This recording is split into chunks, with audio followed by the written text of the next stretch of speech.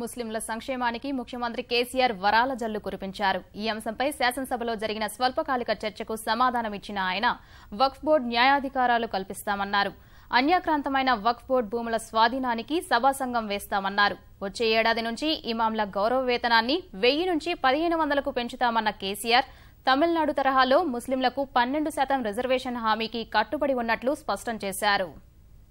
Cabinet meeting of UPA government अध्यक्ष first cabinet meeting एजेंडाలో వచ్చి justice Rajendra Sachar committee appoint అయిందంటే నేను రేజ్ చేయడం వల్ల అధ్యక్ష యూపీఏలో అన్న టీఆర్ఎస్ రేజ్ చేయడం వల్ల దానికి అసదుద్దీన్ ఓవైసీ ఎంపీగా సాక్షి ఉన్నారు. బయటకు వచ్చిన తర్వాత అందులో ఉన్న ముస్లిం నాయకులు ఇతర నాయకులు నన్ను కంగ్రాచులేట్ చేశారు అధ్యక్ష. ఫస్ట్ క్యాబినెట్ మీటింగ్లో వచ్చింది సచార్ కమిటీ అపాయింట్ అయింది. జస్టిస్ రాజేంద్ర సచార్ హిందూ అయినప్పటికీ అద్భుతమైన రిపోర్ట్ ఇచ్చింది అధ్యక్ష. అనేక విషయాలలో దళితుల కంటే కూడా గిరిజనుల కంటే కూడా ముస్లింల పరిస్థితి దిగజారిపోయినది ఆర్థికంగా. తప్పకుండా వాళ్ళకి న్యాయం చేయాలని చెప్పి చాలా బెహతరీన్ రిపోర్ట్ ఇచ్చిండు ఆయన.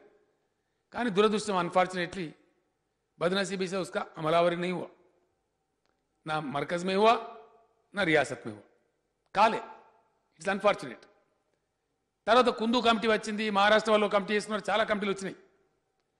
ఏ రిపోర్ట్ వచ్చినా కూడా ఇప్పటి వరకు మైనార్టీల మీద వేసిన రిపోర్ట్స్ అధ్యక్ష చివరికి మొన్న మనం తెలంగాణ ప్రభుత్వం వేసిన సుధీర్ కమిషన్ రిపోర్ట్ వరకు కూడా పరిస్థితి చాలా చాలా బాధాకరంగా ఉంది, పేదరికం భయంకరంగా ఉంది అని చెప్పి రిపోర్ట్స్ వచ్చినాయి.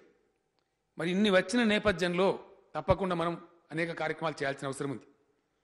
దాంట్లోనే ఈరోజు ఒక 200 స్కూళ్ళు శాంక్షన్ చేసుకున్నాం అధ్యక్ష. అది ఒక మంచి కాంక్రీట్ ఫౌండేషన్, మంచి భవిష్యత్తు తరాలను, future Muslim generation of Telangana, a bright generation will come.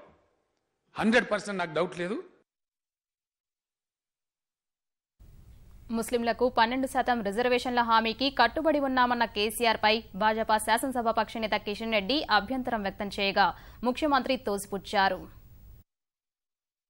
ముస్లింలకు 12% రిజర్వేషన్ కల్పించాలని వచ్చే బడ్జెట్ సమావేశంలో ముస్లిం రిజర్వేషన్ బిల్లును సభలో పెడతామని ముఖ్యమంత్రి గారు చెప్పారు. ఇది సబ్జుడిస్ అధ్యక్ష.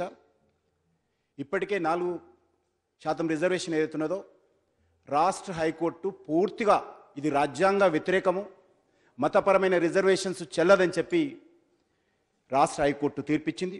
కాబట్టి సుప్రీంకోర్టులో ఉన్నటువంటి కేసు ఇప్పటికే 4.5% రిజర్వేషన్ మీదనే జరుగుతున్నప్పుడు మనం 12% రిజర్వేషన్ పెట్టడం అనేటువంటిది మరి సబ్జుడిస్ అవుతుందనే విషయాన్ని మీకు మనవి చేస్తా అధ్యక్ష. ముస్లిం మతానికి రిజర్వేషన్ అని నేను చెప్పలే కిషన్ రెడ్డి గారు, నేను నా క్లారిఫికేషన్లో క్లియర్గా చెప్పిన. ఆ పేరిట ఉన్నటువంటి వర్గంలో ఉన్న పేదలు వాళ్ళ సంక్షేమం కోసం పనిచేస్తాం, వాళ్ళకి రిజర్వేషన్ తెస్తామని చెప్పినాం.